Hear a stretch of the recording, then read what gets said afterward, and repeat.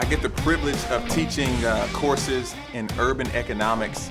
And there are two terms that are used when we talk about poverty. One is crisis poverty and one is chronic poverty. And so if I can define these right quick, crisis poverty is like Hurricane Katrina. I was fine, I was working a job, I was somewhere, and then immediately there was a crisis that happened, like a hurricane comes through and it just demolishes my city. And so there was a crisis and now I'm in poverty. And then there's chronic poverty. And by chronic, I mean chronic poverty. I mean like, not only am I in poverty, but mom and dad was in poverty, and grandma and grandpa were in poverty, and aunts and uncles are in poverty, and cousins and sisters and brothers. My whole social ecosystem is in poverty. So it's this chronic, this ongoing issue of poverty.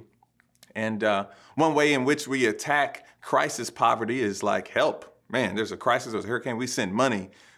We send tons of money, we send food, we send all these things. And what we see happen eventually is these people who experience this crisis come out of poverty through money and food and resources. But we see something different when we do the same thing for people in chronic poverty, people who've been in poverty their whole life. We've sent money, we've sent food, we've sent a bunch of resources, but these people still stayed in poverty. One of the things that I've noted in my research in books like Toxic Charity, When Helping Hurts, these curriculums really key in on there's something different that took place with these two different groups. One person is born and raised in a situation of poverty, and so they needed additional aid, they needed additional help. I want to pause that and I want to talk about church planting just for a moment. You are a church planter. You're looking at how do I fund my church plant? And you might be thinking in your mind, please send aid, please send resources, please send help. But one of the things I want your brain to be thinking about is for you as a church planter, how you should be self-sustained.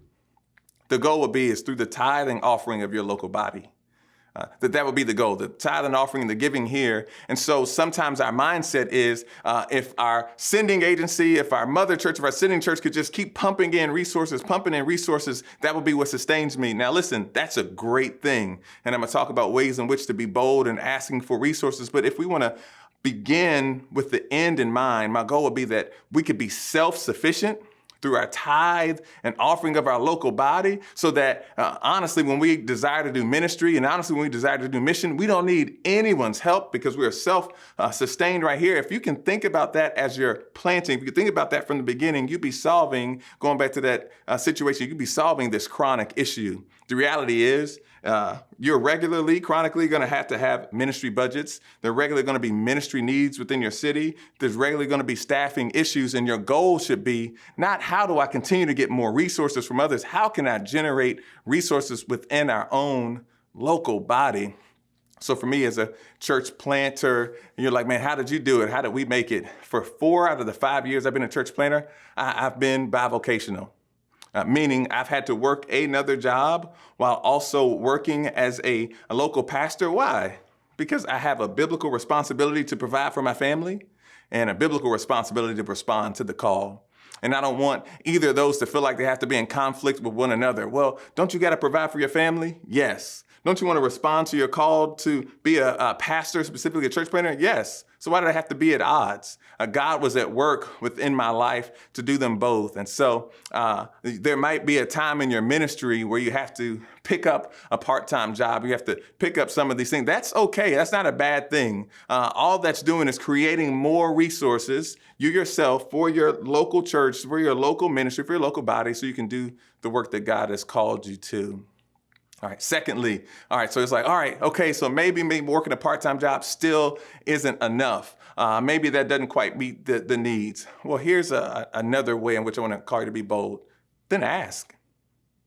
There's nothing wrong about asking for people to partner with what God is doing, because that's biblical as well, right? You see this all throughout our Old and New Testament, that people have their income, their resources that came in, and then they bring some of these resources to the storehouse, or they bring some of these resources through their tithe and their offering to give to advance God's kingdom.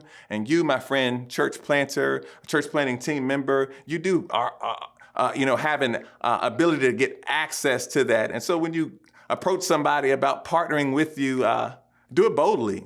Don't be ashamed about what God has called you to do. Don't be ashamed about this ministry burden that God has placed upon your heart. Hey, we have a desire to be in this building, in this neighborhood, doing this outreach. And please, as you call them to respond, be bold. And what does it mean to be bold? Be specific.